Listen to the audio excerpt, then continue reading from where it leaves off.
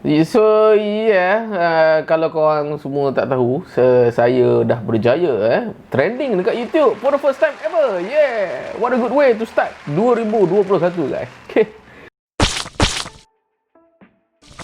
Dekat dalam YouTube trending tu, kalau korang tengok, ada satu kolom yang bernama Creator on the Rise. So kalau korang tengok dalam kolom tu, korang akan dapati saya punya channel ada dekat situ. So kalau macam korang orang Malaysia ke, saya tak sure lah orang Indonesia ke, tapi saya rasa local orang Malaysia lah kan. Bila masuk dalam tab ni, korang akan dapat saya punya channel. Okay, first things first, saya pun tak tahu creator on the side tu apa. Kalau korang tengok creator on the rise, creator on the rise, silap. Okay, so benda ni macam apa? Blue tick yang verified ke ataupun apa benda? Saya pun tak tahu. Tapi saya just nak cerita perjalanan macam mana benda ni boleh terjadi kan. Okay, so pada hari Rabu 6 hari bulan Januari, saya dapat email tau. First things first, saya dapat email.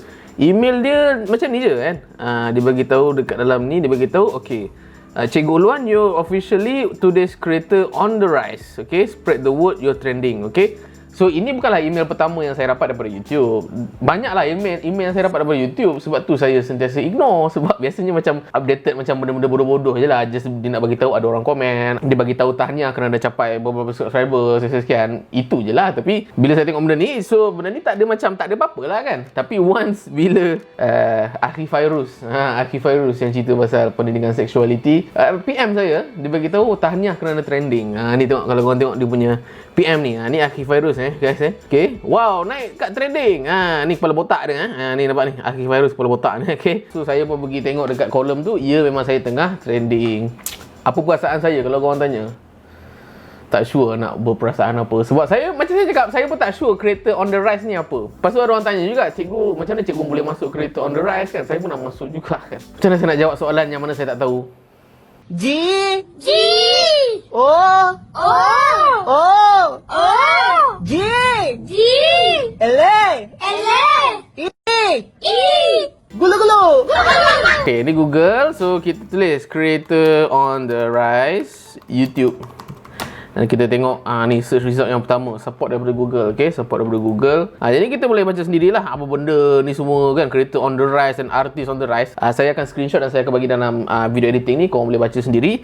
Tapi apa yang saya faham daripada creator on the rise support Google ni adalah benda ni perkara baru yang Google dan juga YouTube buat. Dan setiap negara dia tak sama lah. Sebab macam negara kalau kita tengok United States dan juga Canada, dia ada artist on the rise. Lepas tu ada certain negara juga dia ada creator on the rise.